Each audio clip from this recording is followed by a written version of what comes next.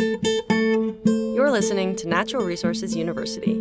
This week's episode features Timber University, hosted by Dr. Brady Self and Dr. Sean Panger. Welcome to Timber University, a podcast brought to you by the Mississippi State University Forestry Extension Team. I'm Sean Tanger. And I'm Brady Self. We're both forestry specialists covering topics ranging from soils to silviculture to social sciences as they pertain to forest stewardship.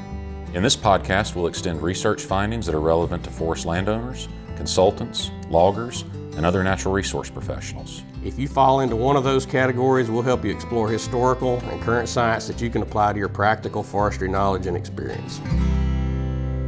All right, for this podcast episode, we have another guest with us today, Dr. John Auel, who is a former Mississippi State University Extension employee and retired, went trader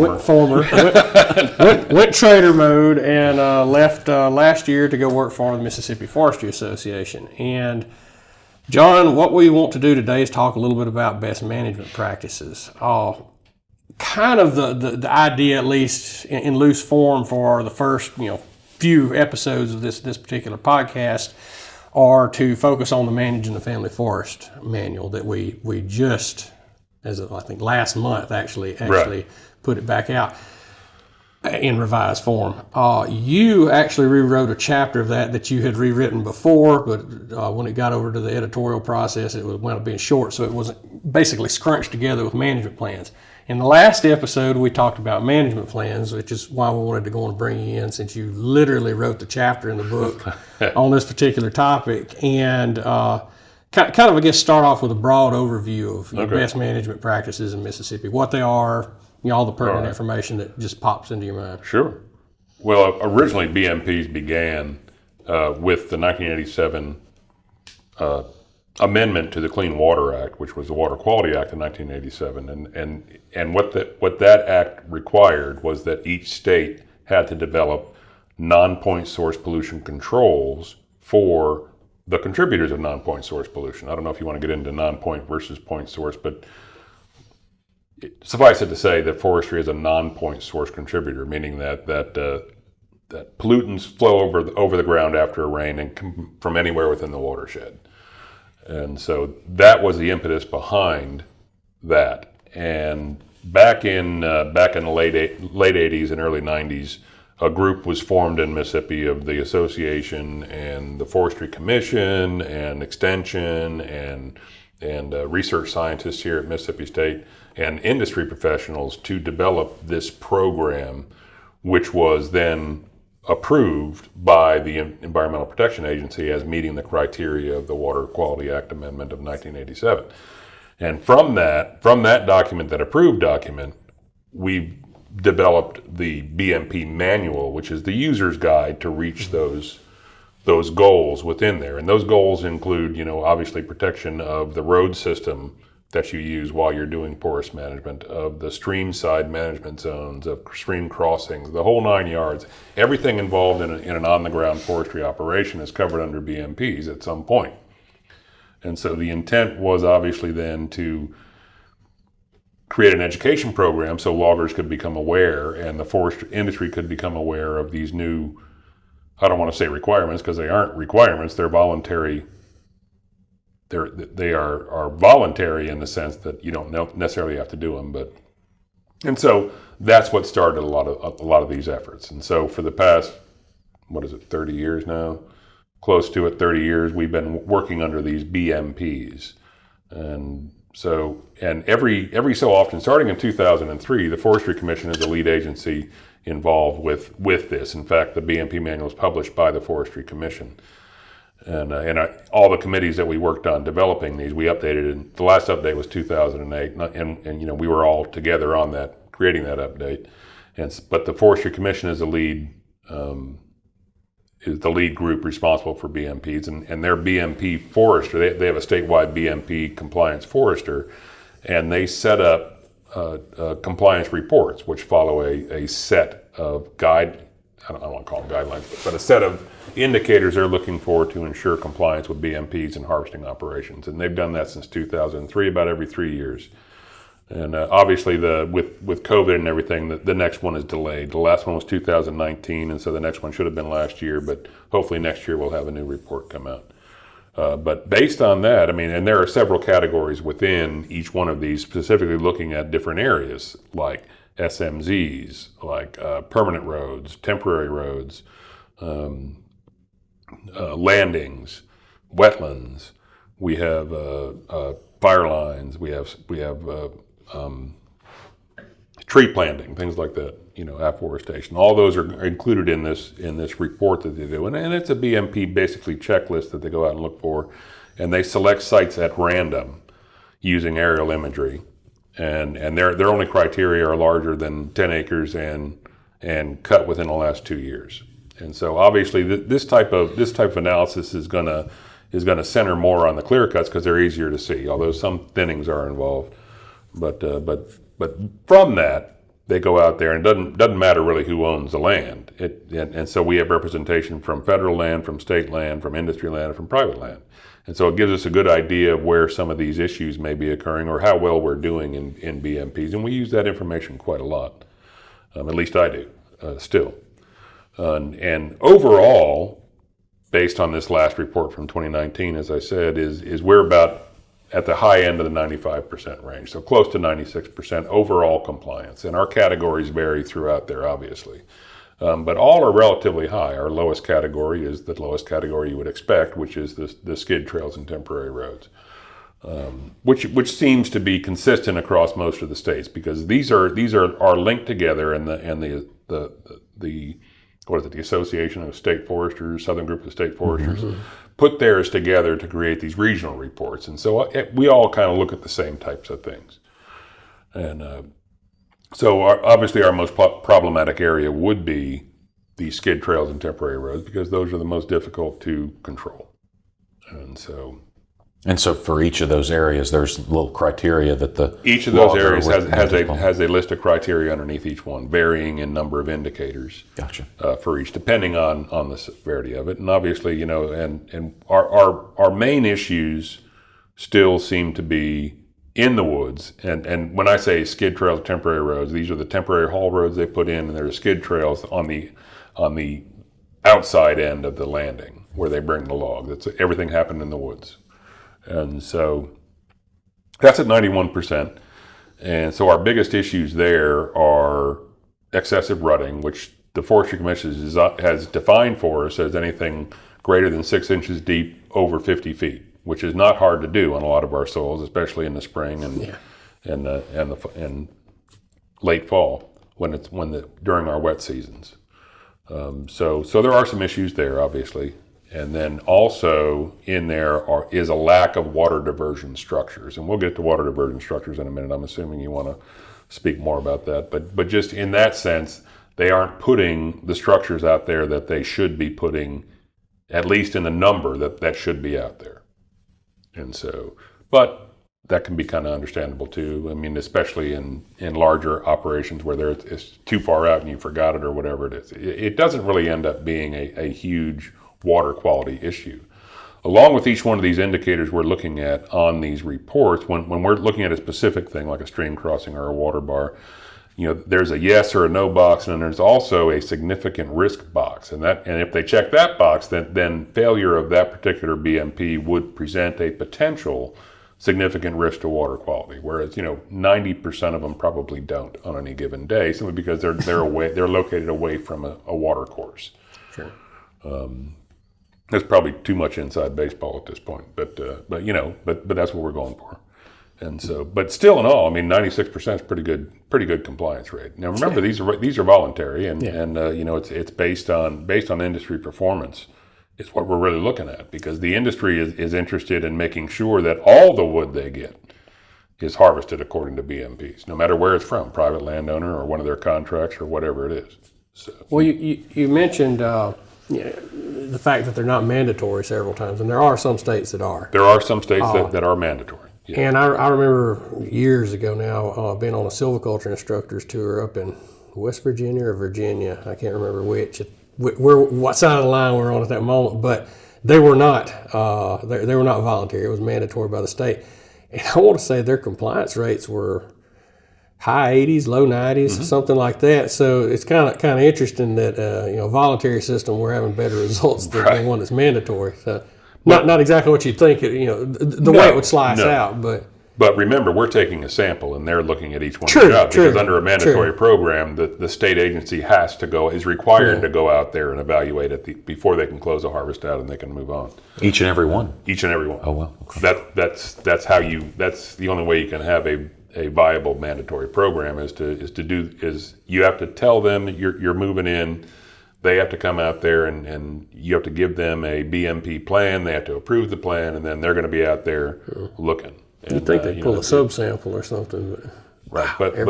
But with the volume of harvests that we do, I mean, we don't have the personnel capable of doing that. Yeah. I mean, we have on average in Mississippi about 14 to 15,000 timber harvests a year, and so that would be too great a burden on the Forestry Commission to go out and check all of those. Yeah. I think you said 2 years at one point. I don't know if it was today or while you were talking a minute ago, or if I've heard that number in the past. But is that a 2-year compliance or 3-year compliance? Three-year compliance period. Okay. Starting in 2003 and every 3 years to 2019, and they're working on the next one, I think. Okay. You also mentioned the manual and some of the items that are in the manual, but the manual goes in depth into exactly what specifications are needed for different things like SMZ widths, and I'm going back in history here to the last time I looked at it, but SMZ widths, gradients, and how that relates to the water bar issues and things like that. Do you have a rule of thumb on any of those that you can talk about? I do. Well, in terms of SMZs, now stream-side management zones, SMZs, that we leave a buffer between the disturbed harvest area and the stream, and that buffer provides a filter strip for water that runs across the ground, and that's what all BMPs are designed to do is to channel runoff into vegetated areas, which allows that water to spread out and slow down, number one. And when that water slows down, those heavy dirt particles will drop out of it, and the water will get to the stream clean. Water's getting to the stream one way or the other, right? And so we just want to make sure that we're getting it there clean. And that's the purpose of the filter strips. And that's what an SMZ is a filter strip. And our minimum width for that is 30 feet. And so on a very flat area, it's got to be at least 30 feet. And these are all minimums. BMPs are minimums. And so it's got to be at least 30 feet. And as the ground gets steeper adjacent to the stream, obviously that SMZ gets wider, right? And so our minimum width for a very steep ground is 60 feet. And there's also kind of a little bit of a misconception by some folks on what you can and can't do inside an SMZ too.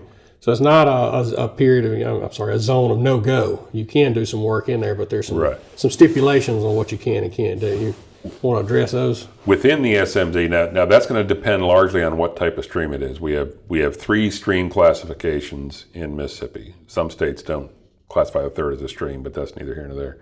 So first is a perennial. That's obviously a running stream that's going to run most of the year.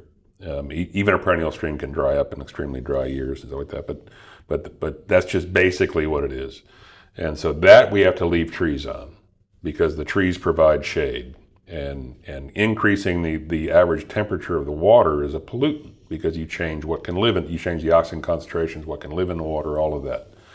Okay? And so all perennial stream SMZs, that's what I was giving you the widths for was 30, 40, 60, whatever it is, and then, but within that area, within that SMZ, you can take 50% of the dominant crown cover.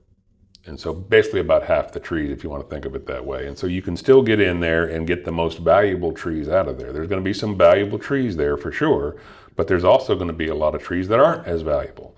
And you can leave those. And then the next rotation, you can just ignore the SMZ altogether, which is our goal, right? So on the initial one, if this is the first time you've cut it, you can get in there and take the value out of it, protect the stream adequately with the shade and with the ground cover there, take that value out, and then just leave it alone from there on out. And then you don't have to worry about it again. And if you get 1 or 2 good trees that pop up in there for the next time, you can take those too, because there's going to be more material there. And so, but SMZs cover a lot of sins for us in forestry because they're great for aesthetics. They're excellent for wildlife corridors. They provide water quality for us, and it's just it covers a lot. Have you guys seen? Do landowners have an aversion to even that 50%? Do you see a lot of harvests where they're like, just don't touch that area at all? I think there's always, never say never, never say always, right? That's one of my favorite sayings. I think there's always going to be somebody that's going to go one extreme or the other, but they also like money. And Sure. I would, my personal experience, and John, you got a lot more of it looking at SMZs than I do, but my personal experience with it is usually they're going to work those SMZs some. Whether the landowner knows it or not, I don't know. But they're usually going to work those SMZs. They're gonna cherry pick the better trees out of them. Pull the value. John, Early on, I mean, I started teaching BMPs in the 90s, and early on it's a little bit different than it is now, right? Because not many people knew what BMPs were. No landowners knew. Most of the loggers didn't understand what was going on because it was a huge shift from the way they did business 20 years prior, right? Forest industry included. And so earlier on, what we were noticing, especially on the private landowner end, was a lack of understanding on why they had to keep those trees. Oh, right. And so, anecdotally, you hear of loggers going in there, leaving the SMZs and getting out, finishing the job and signing off, and then the landowner hires somebody else to come in and cut those SMZs out. Because again, just like Brady had said, I mean, it's value. Why aren't you taking that tree to the mill? I mean, I got bills to pay. That's why I'm cutting these trees, right? Sure. And so they're my trees, cut them. But but we need to get into that a little bit later too. But that was kind of the mindset back then. And now, one of the statistics that they get on these compliance reports is they do, whenever possible, interview the landowners who they're dealing with and ask them. And so we have a pretty good, about 80% of the landowners that at least heard of BMPs before. Sure. That was not the case in the 90s when we were doing landowner education outreach. I'd get to a class, say, anybody know what a BMP is? And I get a lot of blank looks, and which is not unusual for me in a program, but I mean, at least these guys really didn't know.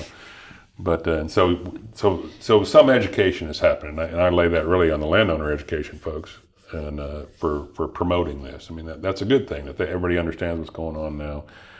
But you still get, more often than not, you will get some folks that say, "Don't get anywhere near there, just leave it alone." But it's not for an environmental purpose; it's more for the value that they perceive for their recreation. The aesthetics, yeah. The aesthetics. But you still get quite a few folks that don't understand why you should leave trees along their stream. Especially when they look out, a private landowner will look out at all trees and think that they're all equally valuable. And so part of what we're trying to do is inform them that yes, there is some value out there, but not all those trees are actually that valuable. And so we'll get the money out, and we'll leave the less valuable trees there. Welcome to the Working Wild University, or Working Wild U for short. This show takes you out into the field, forest, and range to meet people and wildlife of the American West. I'm Jared Beaver, Assistant Professor and Extension Wildlife Specialist at Montana State University in Bozeman. I'm Alex Pugh, the Working Wild Challenge Coordinator at Western Landowners Alliance. I live on my family farm in Powell, Wyoming, just 80 miles east of Yellowstone. So on Working Wild U, you'll hear immersive stories that ground you in place and at the crossroads of culture and science. These stories focus on the challenges and successes of managing working wild landscapes. That's farms and ranches. So if you like win-wins and you're passionate about open spaces, wild places, and healthy communities, be sure to subscribe to Working Wild U wherever you listen to podcasts. We'll see you there. Well, I guess kind of jumping topic for just a second. Sure. And obviously, I don't have nearly as many years behind me as you do.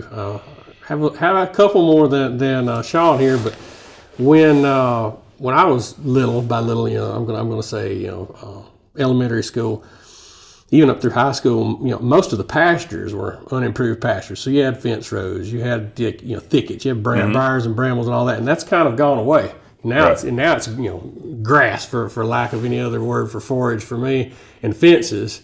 But in forestry, you had clear cuts that went from property boundary to property boundary, and now you kind of gone reverse where you have those fence rows and briars and brambles and forest. It's kind of interesting the way the world changes. But I don't know. There's just a thought ahead. But I guess one of the things that does pop up, and there's a couple of things I want to ask you here. Sure. One's going to be, and you know the answer. I already know the answer, but I'm gonna ask you anyway, which is, what's the worst site that you've ever been on as far as BMP compliance?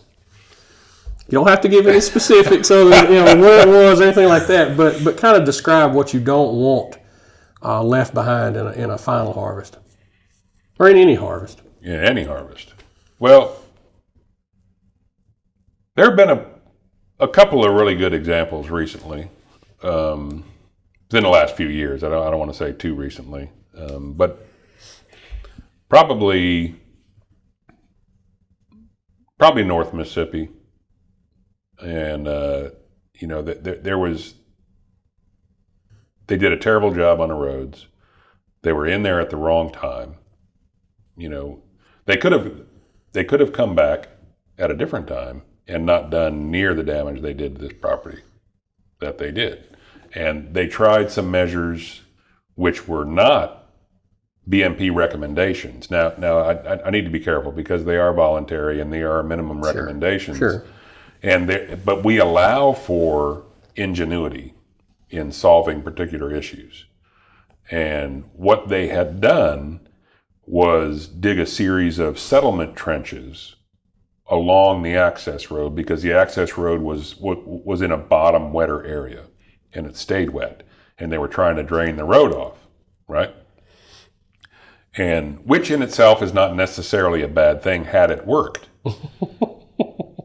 But it didn't work because, number one, the settlement ditches weren't large enough for the flow of water that was occurring.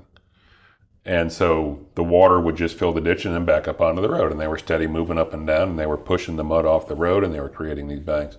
And so obviously a lot of that could have been handled better at the end if they had simply cleaned up after themselves. But they didn't do that either. Okay. And so to this day, those ditches are still there, I'm betting, and creating issues for the people, for the leaseholders that use that land. Because what you always want to, you just had a lawyer in here, and so I'm not sure about this, but I would think that you would want to take into account what the leaseholders who have a legal right to that property also want in terms of the end of that harvest. At least talk to them. A lot of the certification programs now, it's all about stakeholders and find out what they're doing and think what they want. And yes, they don't own the timber. And yes, the owner can do what he wants, basically. But, forestry is a word-of-mouth business, And, if you do a bad job on somebody's property, whether you're a forester or a logger or a prescribed burner or a tree planter, the odds of you working in that county again diminish, because they're going to go talk to everybody else in there going, you really ought not hire this person to do this, because they really tore up my property. Yeah. And so, it's also... There is nothing in BMPs or forestry in general that really isn't covered by the golden rule. Treat it like your own property, and you're going to solve a lot of your problems early on. But they didn't do that, and I do have some sympathy for the logging force, because it is the cash flows are extremely high, the margins are extremely thin, and they don't get paid unless they're hauling wood across a scale. So I get that. I understand. And we try and work with them to make sure that they spend the least amount of time needed closing out a tract. But to do none of it creates this bad feeling. And all it takes is one or two of those, and the industry as a whole suffers, because they start seeing this everywhere they go. Or they perceive it everywhere they go. Not see it, they perceive it everywhere they go. And it just gives the forest industry a bad name. You got a bunch of yahoos out here just want to buy my timber. They're not paying me enough. The economist over here understands that argument. It's like nobody's ever happy with timber prices or log prices or anything. So already there's some ill will there. But when you do that sort of thing, I mean, it tears it up. But that wasn't the only problem on this track. There were several others as well. Well, that's and mostly having to deal with the roads and where they put the landing, and then roads washed out and created this tremendous issue, and quite frankly, a lot of expense for the recreational users of that property. Yeah. Well, and you got to remember, these landowners, a lot of this property, it is financial, but it's beyond that. It may have been their parents. Right. They may have quite a lot of sweat equity into it, and when they come out there, if we haven't done a good job educating them what the BMPs are and what they should look like, because to some degree, I mean, you have this heavy equipment in your woods and you're harvesting trees, there's going to be damage. I mean, it's Right. going to leave a mark, as it were. But we want them to know what to expect so that they don't come out there and see it and freak out and think that, like you said, the logger is trying to take advantage of them, because that's the other side, right? A, you took advantage of me on prices, or B, you tore my place up. And neither one of those are they very happy about at the end. Yeah. Right. Well, in cases of severe damage, like this particular one that John's talking about, it's not a matter of a couple of rains later things fix themselves. You're talking about things without a lot of expense and a lot of work, and that sweat equity you're talking about. You're talking about things that are going to be there for a really really long time for it to fix itself, so to speak. But we're trying to keep these things in the 30-minute range, something like that. And we're sitting on 25 minutes. Oh, are we? Yeah, it's scary how fast it goes. So the next, at least for me, the next, the logical progression of this is, let's say somebody does have an issue with non-compliance with BMPs. What recourse do they have? There are a couple of recourses, primarily, and this all centers around the fact that we want to know about them. Mm-hmm. And the primary contact for me is me, actually, and I am the Mississippi Sustainable Forestry Initiative SIC coordinator, and I'm the primary contact for what we call inconsistent practices. Of the 32 million tons of wood that is harvested in the state of Mississippi, I would wager, we don't know the exact numbers, but I would wager somewhere between 80 and 90% finds its way into an SFI certified facility or comes off of SFI certified lands. All right. And so we have a process in place to address these types of issues. And so if they would contact me, you can find my information on the Mississippi Forestry Association website, then we can get that process started. And I work closely, in fact, I'm dealing with a couple right now, with the Mississippi Forestry Commission and the Department of Environmental Quality. All right, and so the three of us are the ones that are going to make the initial assessment. And, I was down on one in Scott County the other week. We took a look at it, and yes, there were some irregularities, to put it nicely, on this. And so, but we couldn't identify who the wood was hauled to. And so, without that, then I can't give it to one of the SIC members, those member companies that are certified to handle. And so we go to the Forestry Commission and the DEQ. So basically, in that particular situation, the landowner needs to pay attention. Is what you're saying? Landowner needs to pay attention. Get all the information possible. And if I can get on my soapbox for a second, I know we're bumping up against the time. No, have at it. Studies have shown over and over at Mississippi State that if, as a private landowner, you hire a consulting forester to handle your sale for you, you will actually make out better financially, even taking into consideration the percentage that goes to that forester. The forester then is your representative. They know the markets, they know the logging force, they can maximize your profit and also make sure that your property is left the way it should be left at the end, according to best management practices. And, all of the last, trying to think, we actually don't handle that many complaints each year, probably in a neighborhood of 10 to 15, somewhere in there.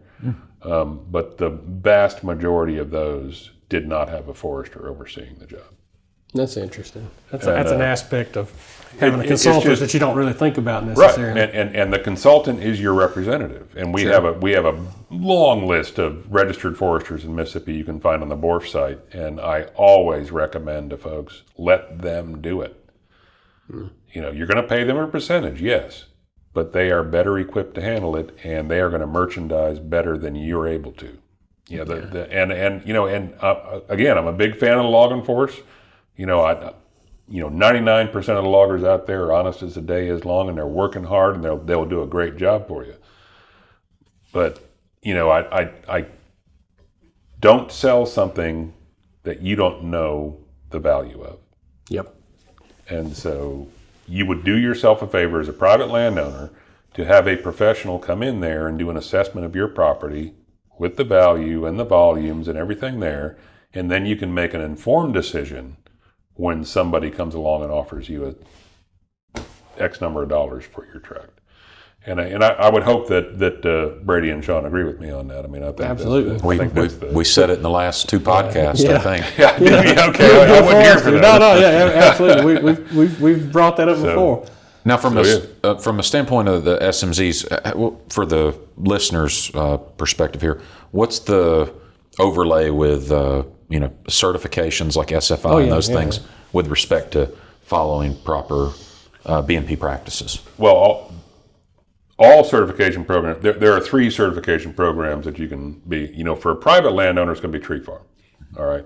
And they require, to be certified, you need to follow state BMPs. SFI requires following state BMPs, and the Southeast region for FSC, state BMPs. So it's pretty much the same across the board for all 3 of those programs. Now, if you move into different regions under certain certification programs, there will be additional requirements. But the state BMPs have been found to be effective, and hopefully they still are. I mean, there's constant research going on this, and so if the research changes, then obviously the BMPs will change.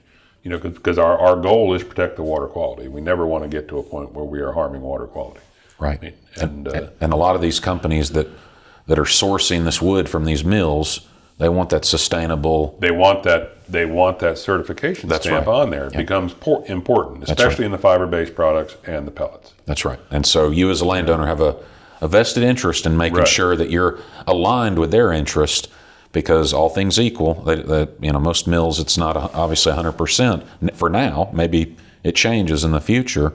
But if all things are equal between your property and another, if your land is under a tree farm system and another person's isn't, you're going to get a little bit of a benefit. I don't know what that looks like from any of the literature that's been done, but just thinking about it from the mill's perspective. And generally right now in the Southeast and Mississippi in particular, that benefit is probably going to be market access more than monetary at this point. I mean, it's going to be, okay, now you can cut this because that procurement forester is looking for certified material to feed that mill. Well, every once in a while you will hear, and I won't name any counties, but 2 in particular where a consultant told me, point blank, that and this is a couple of years ago, they were actually starting to see a premium. Sure. $1 a ton, something like that, which, with looking at where our markets are right now, that can be a substantial. It's about 20%. Yeah, it can be actually a pretty substantial percentage. It can be 100% in some counties. But or the ability to move your wood, period. Right. Yeah. Right. But absolutely, we're starting to see that shift where you're starting to see certified wood actually bringing a premium, not just a matter of the ability to, or maybe you get 5 loads a week versus somebody that gets 10 loads a week. We're actually starting to see a little bit of a premium here and there. You can. So that's kind of interesting. And it is. It's very interesting. And that just goes back to Sean's point, is that's what the market is starting to demand more of. And then with ESG coming on and companies wanting to increase their ESG score, this is becoming more important. And so, and so you can pretty much take it to the bank that the preference is going to be for certified material. Sure. And so, as a private landowner, again, if private landowners listen to this, then you want to go to the tree farm program, and I'm also in charge of that. It reminds me of the guy off at Tombstone.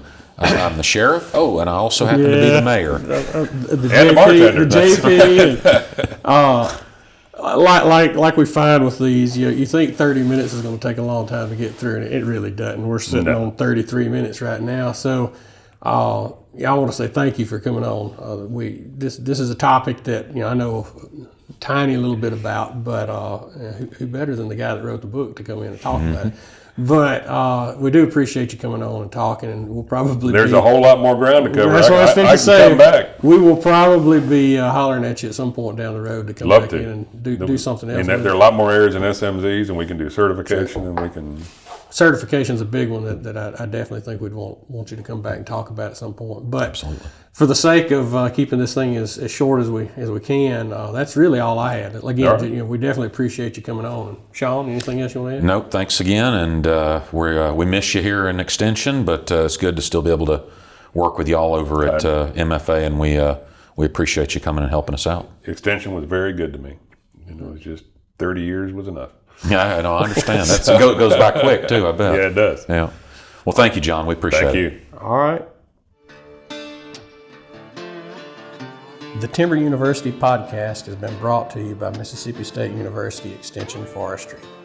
If you have any questions or comments, please feel free to email us at timberuniversity, one word, @gmail.com.